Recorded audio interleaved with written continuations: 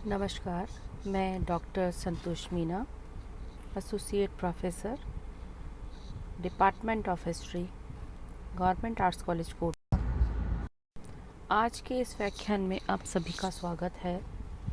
आज हम आधुनिक भारत का इतिहास का एक प्रमुख टॉपिक लेंगे, मराठा राज्य संघ, जिसमें मराठा शक्ति, आंग्ल मराठा युद्ध और उसके पराभव के बारे में पढ़ेंगे। सर्वप्रथम हम जानते हैं मराठों का उत्कर्ष। छत्रपति शिवाजी की मृत्यु के बाद जनवरी 1681 ईस्वी में उनका जो ज्येष्ठ पुत्र था संभाजी, वो गद्दी पर बैठे। संभाजी अपने पिता के समान योग्य नहीं थे।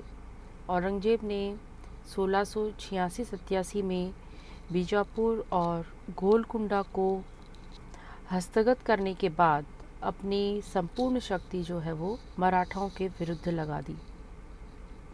फलस्वरूप संभाजी को कैद करके उनकी निर्मम हत्या कर दी गई। मुगलों ने संभाजी की विधवा पत्नी और उनके पुत्र शाहू को कैद कर लिया, किंतु कुछ समय बाद शाहू को मुक्त कर दिया गया। 1708 में शाहू का सतारा में राज्याभिषेक हुआ, किंतु शाहू न तो कुशल प्रबंधक थे और न ही योग्य सेनापति थे। शिवाजी के मंत्रिमंडल में पेशवा को प्रमुख स्थान दिया जाता था, तो शाहू ने प्रशासनिक व्यवस्था के संचालन हेतु और मराठा सरदारों पर नियंत्रण करने हेतु बालाजी विश्वनाथ को पेशवा नियुक्त किया। बालाजी विश्वनाथ के साथ ही पेशवा का जो पद है वो महत्वपूर्ण होता गया और छत्रपति का पद जो है वो धीरे धीरे गौण हो गया।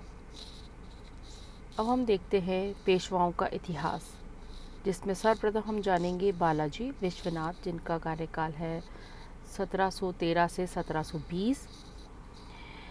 बालाजी विश्वनाथ ने मराठा राज्य में एक साधारण लिपिक के पद से कार्य आरंभ किया था।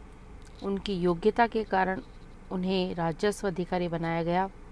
1699 ईस्वी से 1708 ईस्वी के मध्य उसने पूना और दौलताबाद में सर सूबेदार के पद पर कार्य किया। कुछ समय तक वह धन्नाजी यादव के साथ भी रहे। सर सरदेसाई के अनुसार सर सूबेदार के पद पर कार्य करते हुए बालाजी विश्वनाथ का संपर्क जो है वो शाहू से हुआ, जो उस समय मुगलों का बंदी था। 1699 ईस्वी से 1707 ईस्वी के मध्य दोनों एक दूसरे के करीब आए और बालाजी विश्वनाथ को मराठा साम्राज्य का द्वितीय संस्थापक माना जाता है।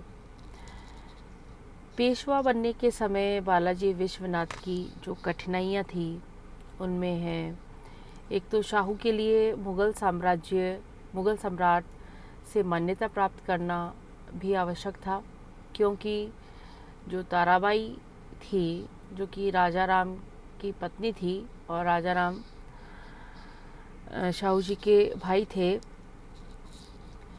भी अपने पुत्र को मान्यता प्राप्त करने के लिए प्रयत्न कर रही थी, दिलाने के लिए। फिर है कि मराठा राज्य की वित्तीय दशा जो है वो शोचनीय थी।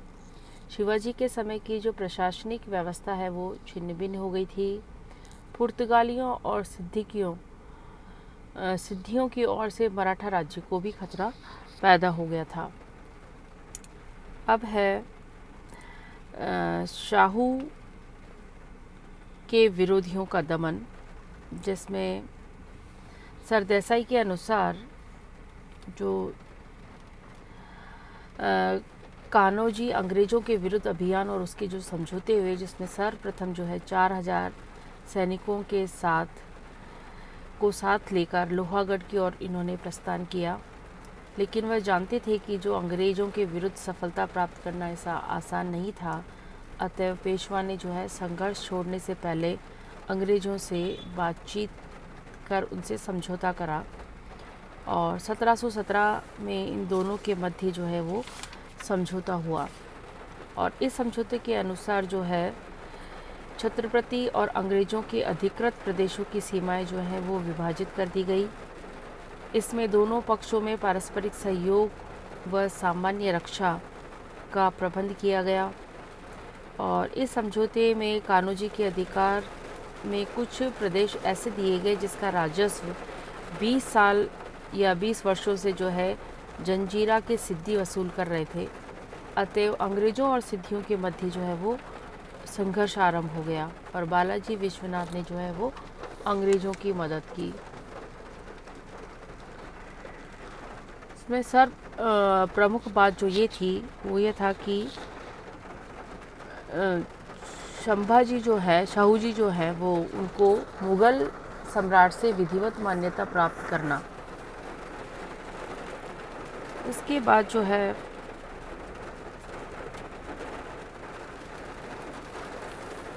मराठा शिवाजी द्वारा जो स्थापित स्वराज्य थे उस पर शाहू का पूर्ण अधिकार माना जाएगा और तत्कालीन जो सम्राट थे फर्रुखशियार, उन्होंने जो है इस समझौते को नहीं माना और 1719 में नए मुग़ल साम्राज्य ने इसे स्वीकार कर लिया और उन्होंने शाहू को मान्यता दे दी।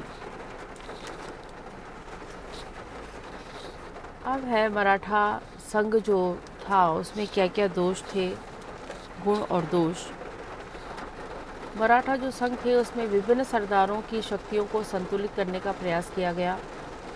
शाहू ने सभी सरदारों को संदेह प्रदान की जिसमें उनसे जागीरों के बारे में विवाद उठने की संभावना नहीं रही। स्वराज्य के क्षेत्र में जागीरें मिलने के कारण वे मराठा राज्य से अपना संपर्क तोड़ नहीं सकते थे। मराठा राज्य के बाहर भी प्रभाव क्षेत्र निश्चित किए जाने से उनके बारे में विवाद खड़ा होने की संभावना रही और इसके दोष ये थे कि यह संघ एक ढीला ढाला संघ था। इस संघ में रहते हुए कुछ सदस्यों ने अपनी शक्ति इतनी बढ़ा ली थी कि पेशवा का उन पर नियंत्रण रखना संभव नहीं था। कुछ समय बाद वे सामूहिक हितों के स्थान पर व्यक्तिगत हितों को अधिक महत्व देने लगे। अब है बालाजी विश्वनाथ की उपलब्धियाँ। ये चतुर राजकूटनीतिज्ञ थे। इन्होंने खानाजी और अंग्रेज़ों से समझौता करके हुसैन अली को समर्थन देकर यह बता दिया था कि उनकी तत्कालीन परिस्थितियों को समझने और उनके अनुसार कार्य करने की क्षमता उनमें है।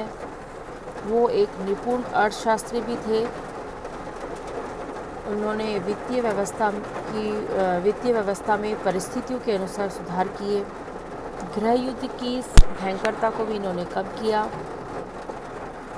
और मुग़ल सम्राट से वैधानिक मान्यता इन्होंने प्राप्त कर ली थी। मराठा संघ की नींव डाली।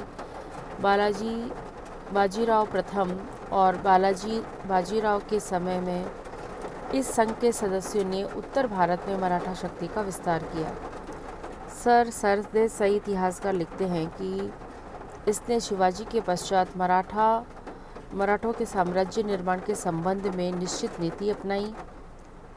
उसके साम्राज्य निर्माण में किए गए कार्यों के कारण ही उन्हें जो है मराठा साम्राज्य का दूसरा संस्थापक कहा जाता है। अब है बाजीराव प्रथम। इनका कार्यकाल है 1720 से 1740।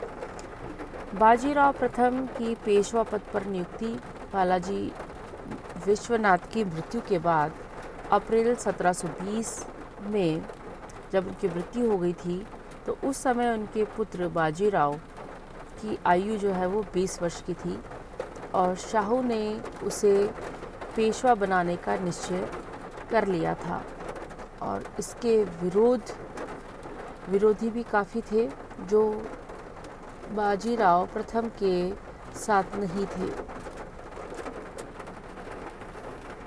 अब है कि बाजीराव ने उत्तर भारत की मराठा शक्ति के विस्तार की योजना बनाई जिसमें उन्होंने कई सारे कार्य किए। जिसमें उन्होंने जो कहा कि हम मुग़ल साम्राज्य का पतन जो है वो चाहते थे और शिवाजी के आदर्शों को प्राप्त करना उनका लक्ष्य था। और इसके अलावा वो उत्तर भारत से धन प्राप्त करना चाहते थे।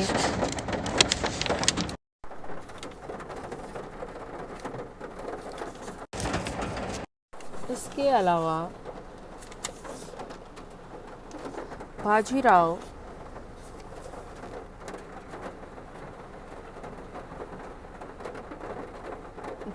का चरित्र और उसका मूल्यांकन, जिसमें कि बाजीराव की मृत्यु जो है वो 1740 में हुई और इन्होंने 20 वर्ष तक मराठा शक्ति का कुशल संचालन किया।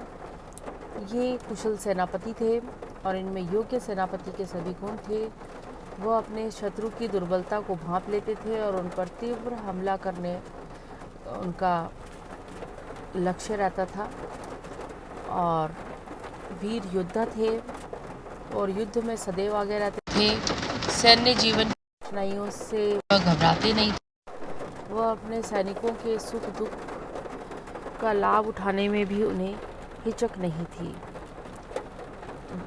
दक्ष कूटनीतिज्ञ थे। उन्होंने अपने शत्रुओं की चालों को कूटनीतिज्ञता से विफल कर दिया था और उसने शाहू के अतिरिक्त विरोधियों को वश में रखने में भी कूटनीति से काम मिल लिया।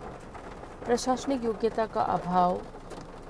दीघे के अनुसार बाजीराव प्रथम में शिवाजी के समान रचनात्मक प्रतिभा नहीं थी। वित्तीय मामलों में दक्षता का अभाव था इनमें, जिसमें इनके पास धन का अभाव सदैव रहता था। अनेक अभियानों में काफ़ी धन लगता था और इनका कोष जो है वो रिक्त रहता था। प्रभावशाली व्यक्तित्व। इनका व्यक्तित्व प्रभावशाली और आकर्षक था और ये परिश्रमी थे। इन्हें परिस्थितियों के अनुसार कार्य करने की इनमें क्षमता थी। बाजीराव की उपलब्धियों में इन्होंने उत्तर भारत में मराठा शक्ति का विस्तार किया। इनका लक्ष्य जो है उत्तरी भारत में मराठा शक्ति का विस्तार करना था। इसके अलावा इन्होंने इनके समय में मालवा, बुंदेलखंड, गुजरात पर मराठों का नियंत्रण स्थापित हो गया था। राजपूताना के कई राज्यों में भी मराठे जो है वो चोट वसूली करने लगे थे। इसने दिल्ली जाकर यह सिद्ध कर दिया था कि मराठा केवल मध्य और पश्चिम भारत में ही नहीं बल्कि अपितु दक्षिण उसमें दिल्ली तक भी वो पहुंच गए हैं। दक्षिण में मराठा शक्ति की सुदृढ़ता। बाजीराव ने मराठों के प्रबल शत्रु निज़ाम को अनेक बार हराकर उनसे संधि की शर्तें मनवाने के लिए विवश कर दिया था, लेकिन उसने निज़ाम के साथ उदारता का परिचय देकर एक भूल की। शायद उसने ऐसा शाहू के कहने पर किया था और इससे निज़ाम के प्रतिरोध का अंत नहीं हुआ। फिर है मराठा संघ का पुनर्गठन। बालाजी विश्वनाथ ने मराठा संघ की नींव डाली थी, लेकिन उसके कुछ सदस्यों ने अपना प्रभाव बढ़ाना शुरू कर दिया था। अतएव बाजीराव ने सेनापति दाभादे की शक्ति को कुचला। उन्होंने अपने समर्थकों की सहायता से इस संघ का पुनर्गठन किया। सिंधिया, होलकर और पवार को महत्व प्रदान करके वो उन्हें आगे बढ़ाया और इससे उनकी शक्ति जो है वो बढ़ी और शाहू की शक्ति जो है वो कम हो गई। हिंदू धर्म के रक्षक, जिसमें एस.एन. सेन के मत में बाजीराव के जो अधिकांश युद्ध थे वो धार्मिक भावना से प्रेरित होकर लड़े गए थे। वह शिवाजी की भांति हिंदू धर्म के रक्षक के रूप में सामने आए और उनका उद्देश्य जो है वो हिंदू पदशाही की स्थापना था। उन्होंने एक पत्र भी लिखा था कि वह हिंदू धर्म को प्राचीन गौरव को प्राप्त कराने और बनारस में विश्वेश्वर के मंदिर का पुनर्निर्माण करवाने और हिंदू तीर्थ स्थानों की रक्षा करना चाहते हैं। और इससे ऐसा प्रतीत होता है कि धार्मिक भावना के साथ साथ उनकी महत्वाकांक्षा की पूर्ति करना भी उनका उद्देश्य था। फिर उनकी उपलब्धियों में आता है आंतरिक विरोधियों का दमन, जिसमें उन्होंने आग्रे बंधुओं दाभादे, चंद्रसेन जादव आदि को नियंत्रण में रखा और आंतरिक कलह जो है वो ज़्यादा कम नहीं कर सके। पुर्तगालियों और सिद्धियों के विरुद्ध सफलता, इन्होंने पुर्तगालियों को ब्यासीन और कोंकण से सिद्धियों को खदेड़ दिया था। तो मराठों के इतिहास में शिवाजी के बाद बाजीराव प्रथम को स्थान दिया जाता है। शिवाजी के बाद उसने मराठा शक्ति के विस्तार में उल्लेखनीय सफलता प्राप्त की, लेकिन उसने मराठा शक्ति की आर्थिक व्यवस्था को नहीं सुधारा। उसके समय में मराठों में आपसी कलह में कमी आई। उसने प्रशासनिक व्यवस्था के दोषों को भी दूर नहीं किया, किंतु उसने अपने लक्ष्य को प्राप्त किया। उसके समय में मराठे उत्तर भारत पर अपना प्रभुत्व स्थापित करने लगे थे और वास्तव में भावी मराठा उत्कर्ष की एक आधारशिला उन्होंने तैयार कर दी थी। इसके बाद हम देखते हैं बालाजी बाजीराव। इनका कार्यकाल था 1740 से 1761। बालाजी बाजीराव की आरंभिक कठिनाइयों में बाजीराव प्रथम के समान ही उनका पुत्र जो है बालाजी बाजीराव युवावस्था में पेशवा बन गया था और उनकी नियुक्ति का विरोध जो है तुलाजी आगरे, रघुजी भोसले और पीलाजी गायकवाड़ ने किया था। निजाम का प्रतिरोध अभी समाप्त नहीं हुआ था। मुगल सम्राट दोरासराय की संधि की पुष्टि के लिए तैयार नहीं थे। राजपूताने के शासक मराठों से प्रसन्न नहीं थे, क्योंकि प्रत्येक वर्ष मराठे उनसे च्युत वसूली करते थे। शाहू वृद्ध हो गए थे, वह निसंतान थे, इसलिए उत्तराधिकारी की समस्या उनके सामने आ गई थी और मराठा राज्य की आर्थिक स्थिति शोचनीय हो गई थी।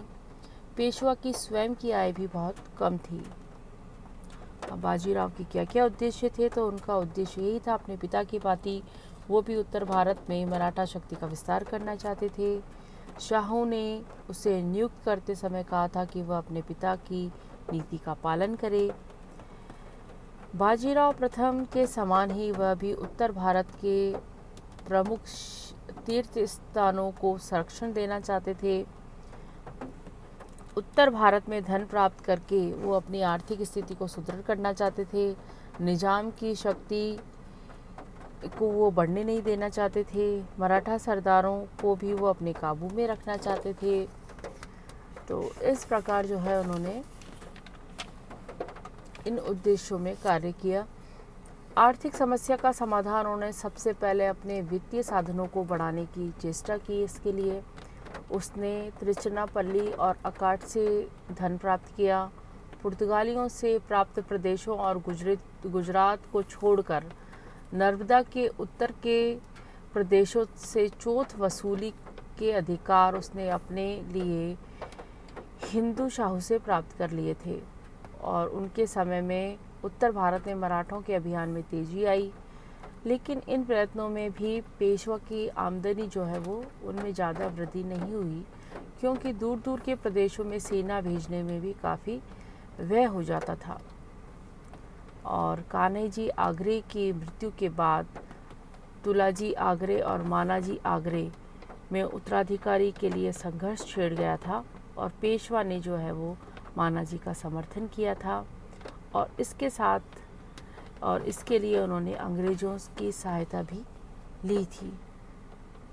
तो इस प्रकार जो है बालाजी बाजीराव जो है, अब इनका हम अगले अध्याय में हम पानीपत के तृतीय युद्ध के बारे में पढ़ेंगे। धन्यवाद।